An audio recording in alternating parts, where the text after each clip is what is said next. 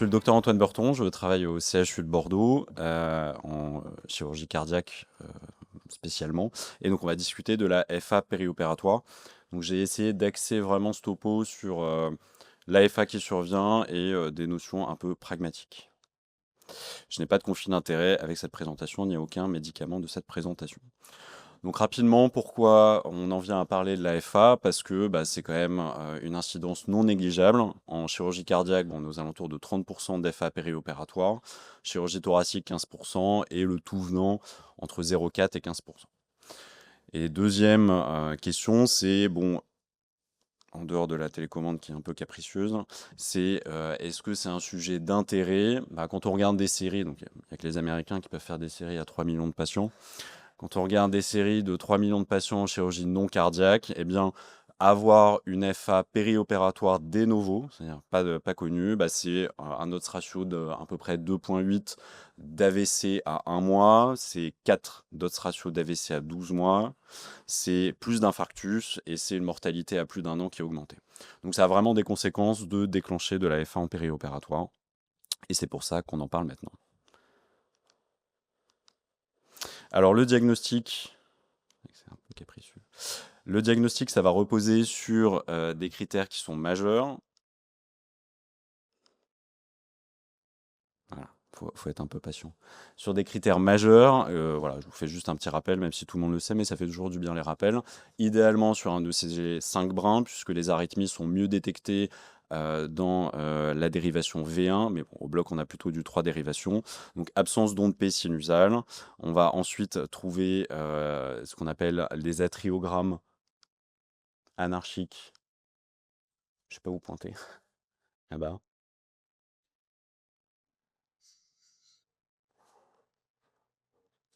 Ah ouais, ok, quelque part. Des atriogrammes anarchiques, donc une modulation de la ligne de base, et puis des intervalles RR complètement irréguliers. Non, non, je voulais juste avancer les diapos, mais c'est quelque... Allez, vers la régie, ok, vers l'est. Critères mineurs, donc c'est des critères qui ne sont pas toujours présents. On a des complexes QRS qui sont rapides, souvent c'est de la FA rapide, mais on peut avoir des FA lentes si les patients sont imprégnés en médicaments ou des sujets âgés. Et puis normalement c'est des QRS fins, mais on peut avoir des QRS larges si on a des blocs de branches qui sont rajoutés ou des aberrations de conduction. Diagnostic différentiel, toujours y penser. Alors le fameux tremblement, si vous avez déjà vu. Alors c'est pas souvent le cas quand on a du curare, mais en salle de réveil ça peut être le cas, donc toujours se méfier de ça. C'est pas si facile à détecter, en tout cas quand on vous présente le CG sans avoir vu le patient, mais on peut trouver ça des fois dans les dérivations inférieures. Flotteur atrial, qui est l'arythmie qui est la plus similaire à la fibrillation atriale et qui répond à peu près au même traitement, qui est volontiers plus régulier que l'arythmie, enfin qui est régulière d'ailleurs, que la FA. Et c'était vraiment par là. Et puis la dernière, ce que je vous avais mis, c'est les tachys qui sont d'origine, enfin les tachys atriales multifocales, qui sont des tachycardies supraventriculaires qui sont volontiers irrégulières. Il y a plusieurs foyers en fait dans l'oreillette qui vont dépolariser. Alors, la physiopathe de l'AFA, on ne va pas revenir sur la physiopathe de l'AFA en général, on va s'intéresser vraiment au problème de l'AFA en périopératoire. Et il va y avoir plusieurs facteurs qui peuvent favoriser ces arythmies. Forcément, stress, douleur, système inflammatoire, c'est un peu ce qu'on trouve en général quand on fait de la chirurgie de l'anesthésie, avec volontiers une activation du système sympathique, une augmentation des catécholamines. Tout ça, ça a tendance à augmenter l'arythmogénicité. Deuxième partie, l'hypercapnie, l'hypoxie et puis l'hypervolémie, ça favorise la vasoconstriction pulmonaire, ça augmente les pressions dans l'oreillette droite, ça peut avoir tendance en tout cas à dilater l'oreillette droite et donc favoriser l'arythmie, puisqu'elles sont très liées à la taille des oreillettes, surtout l'oreillette droite.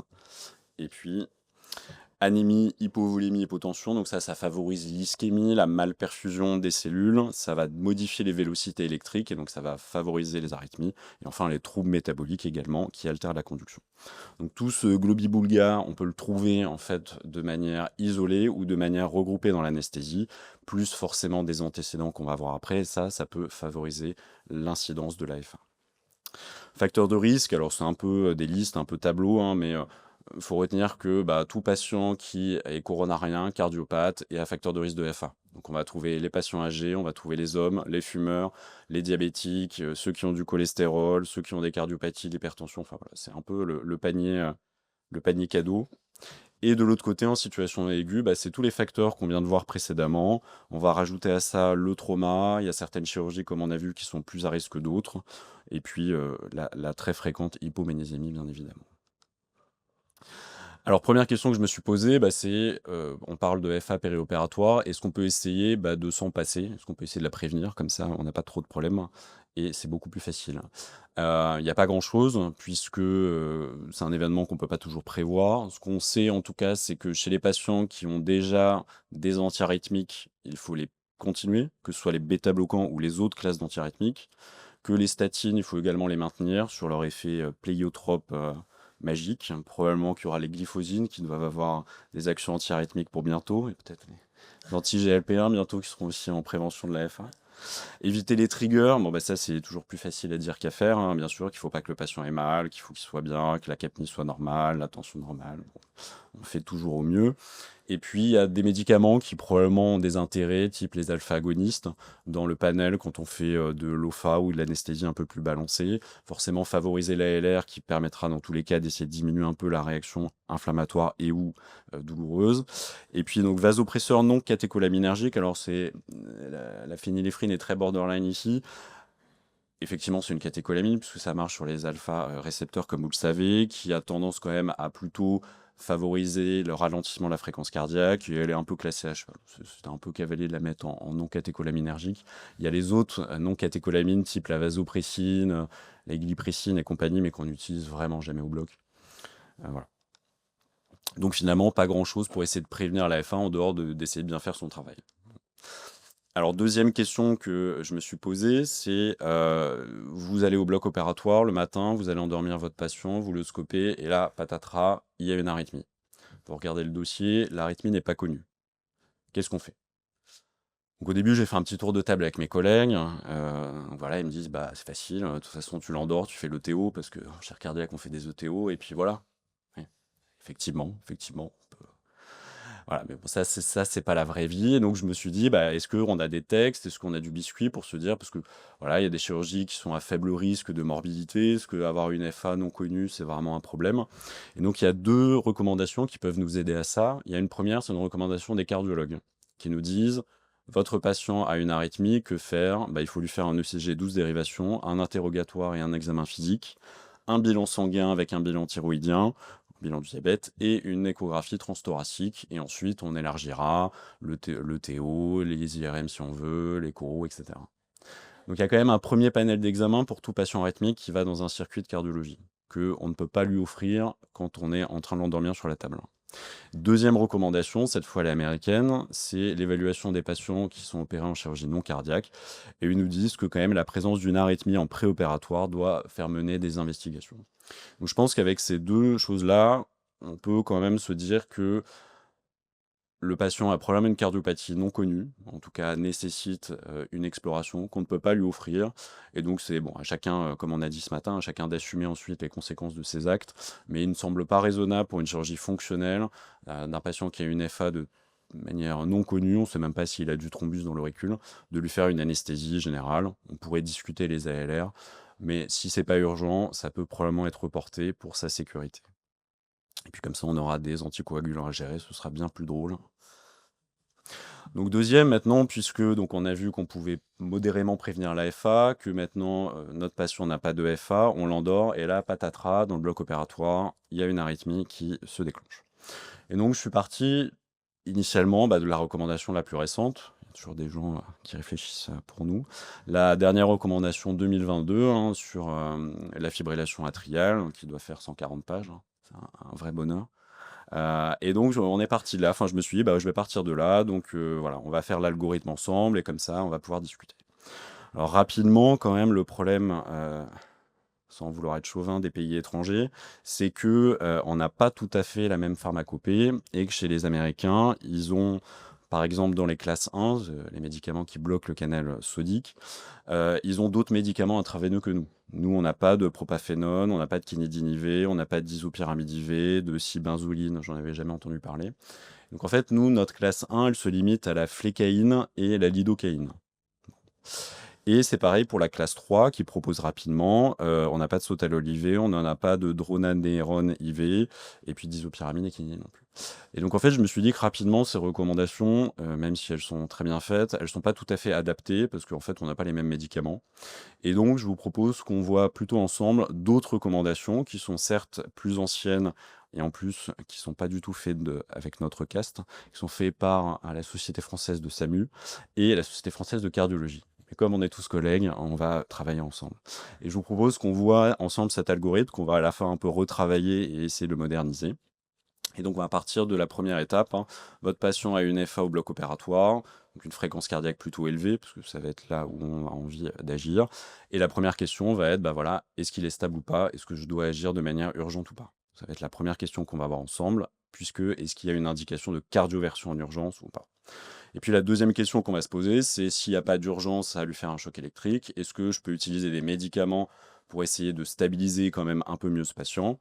Et puis il y aurait la troisième case qui est en fait, il ne se passe rien et probablement qu'on ne va rien faire pendant la chirurgie et puis on enverra au cardiologue qui ensuite fera un bilan complet et puis décidera s'il veut mettre des bêta-bloquants ou pas. Donc on va revoir partie par partie. On va attaquer par la partie finalement qui est la plus indispensable, c'est comment évaluer la stabilité hémodynamique au bloc. Alors bien évidemment, on a vu, pour certains patients, on peut leur mettre des artères, on peut leur mettre des moniteurs de débit cardiaque. Mais globalement, l'anesthésie, ça se résume à un ECG, une pince à SAT, une PNI qui prend toutes les 5 minutes à peu près, et puis un capno. C'est la base, c'est le décret d'ailleurs. Et donc la stabilité hémodynamique là-dedans, c'est pas toujours simple, et puis on n'a pas toujours accès aux bras. Enfin, c'est ça la vraie vie après tout. Et donc pour ça, je me suis basé sur comment évaluer la stabilité. J'ai pris la fiche ACAR de l'ASFAR, qui fait des très bonnes fiches résumées, et qui nous dit, voilà, vous avez une tachycardie brutale au bloc, numéro 1, vous évaluez la gravité, bon, absence de pouls, j'espère que non, mais en tout cas, ça va se résumer au TCO2, ça va se résumer à la pression artérielle, et puis ça va se résumer, est-ce que vous avez, par exemple, des signes d'ischémie myocardique, une modification de l'ECG en plus. On n'a pas grand-chose, et on va devoir se contenter de ça, parce que c'est ça la vraie vie, en fait, du bloc opératoire. Si vous admettez que votre patient est instable, ou l'est, c'est bon. Si vous admettez que votre patient est instable, il va falloir lui proposer une cardioversion électrique immédiate. La cardioversion électrique, je me suis permis de vous faire un petit rappel, parce que c'est pareil, toujours bien les rappels. Il faut avoir à disposition un médicament qui permet de lutter contre la bradycardie extrême, ça peut être un des effets secondaires du choc électrique. Atropine, isoprénaline, stimulation transcutanée, monsieur en a parlé précédemment. Ça marche pas toujours très bien quand même la stimulation transcutanée, surtout qu'il n'y a pas toujours de battement efficace, il faut être assez prudent. Le choc électrique, ça se fait maintenant de manière biphasique et on fait plus du monophasique. Et puis, il faut absolument le synchroniser, hein. Je vous rappelle, il y a un petit bouton quelque part sur votre défibrillateur qui s'appelle synchro et qui permet de détecter déjà l'onde R et puis surtout d'éviter de faire un choc pendant la repolarisation, ce qui s'appelle un phénomène de R sur T. Comme vous allez voir sur la petite, en bas, là, il y a un petit flotteur atrial, là, et patatras, on va mal synchroniser, et là, c'est la fibrillation ventriculaire, et là, c'est jackpot. Là, on enlève les champs en masse, etc.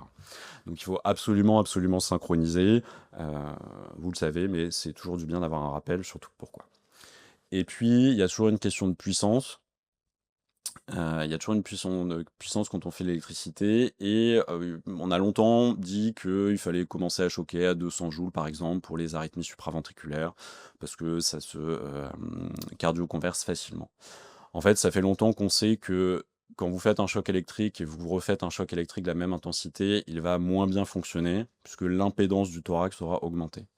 Et on sait également que, en fait, plus on utilise des puissances importantes et mieux ça va fonctionner et qu'il n'y a plus du tout de raison de faire des chocs quasiment à moins de 300 joules, à part peut-être pour le flotteur qui est une sous-catégorie. Mais sinon, il faut plutôt choquer à partir de 300 joules les patients, donc en biphasique synchronisé. Vous voyez là sur cette figure, c'est des patients qui ont eu des FA, donc c'est la FA que je vous ai mis en ligne rouge, c'est de moins de 30 jours.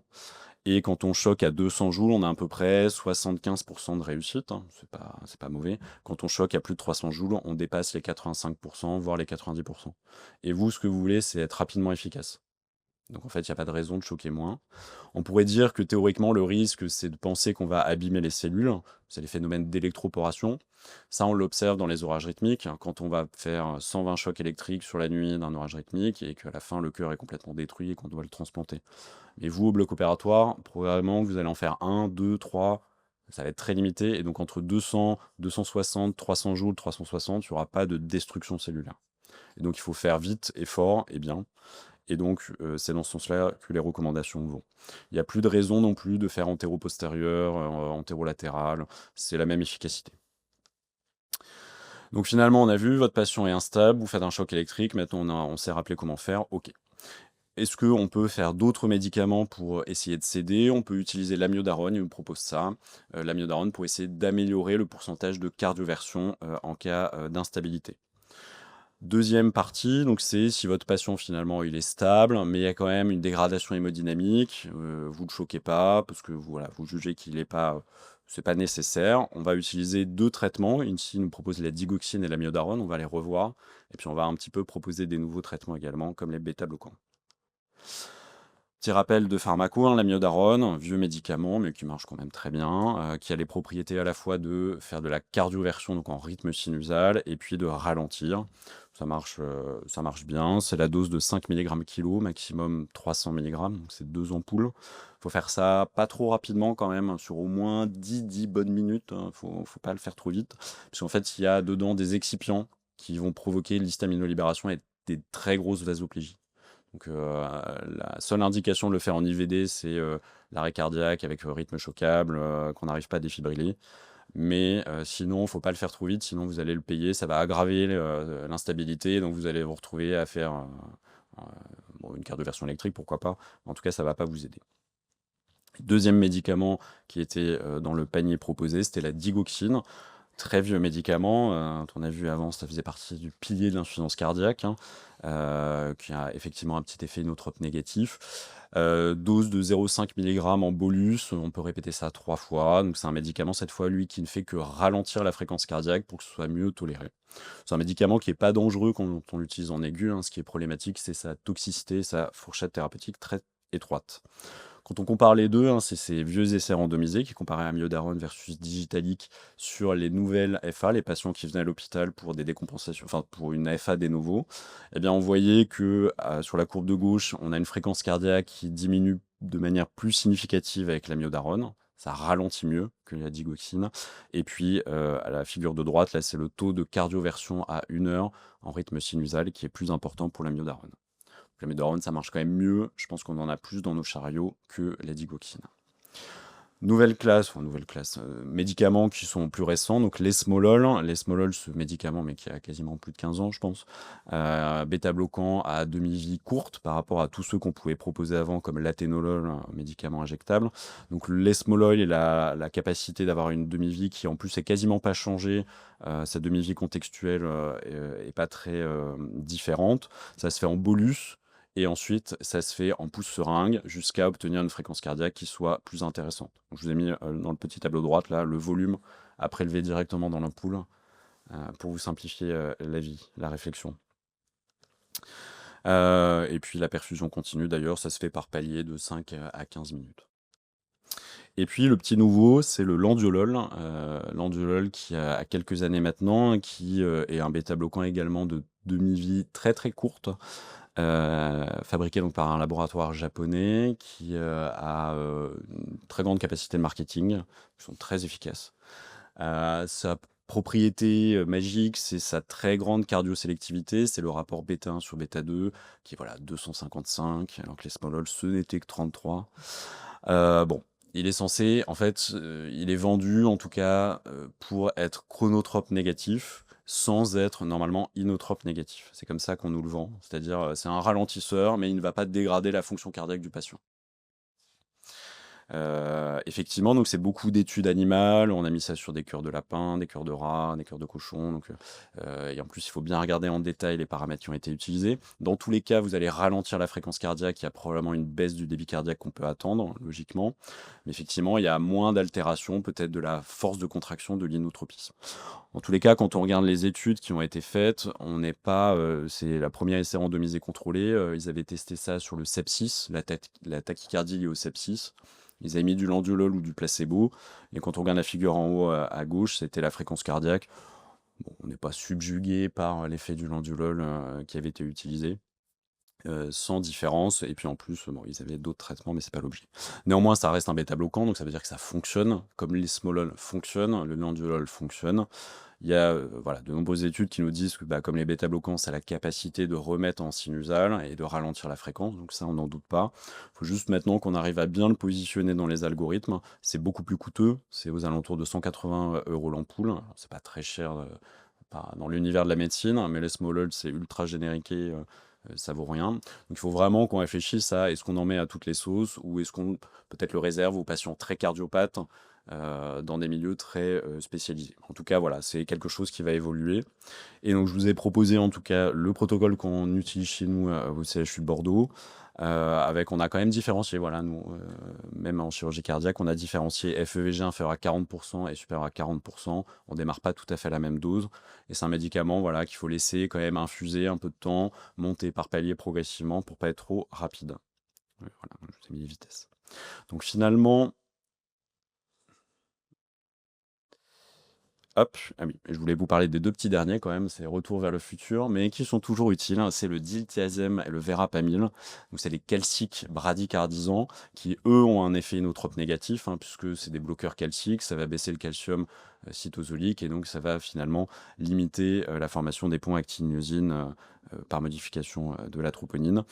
Et donc, c'est vraiment inotrope négatif. Donc, ceux-là, pour le coup, faut les maîtriser un peu plus. Néanmoins, si vous êtes vraiment très embêté et que vous n'avez que ça, on peut s'en contenter. Plutôt favoriser le diltiazem, qui est moins inotrope négatif que le verapamil. Ils doivent vraiment pas être utilisés pour les tachycardies à QRS large. C'était pour la question, mais je vous le reprécise. Et voilà, je vous ai mis un protocole, c'est toujours bien. Moi, j'aime bien avoir toujours ça. Quand je prends des gardes, ça me sert toujours. Je voulais vous parler en même temps du magnésium. Pour finir, c'est toujours un vieux serpent de mer. L'effet magique du magnésium. Il y a même des livres hein, maintenant. Comment vivre avec du magnésium, comment on a fait pour vivre sans magnésium. C'est toujours très drôle.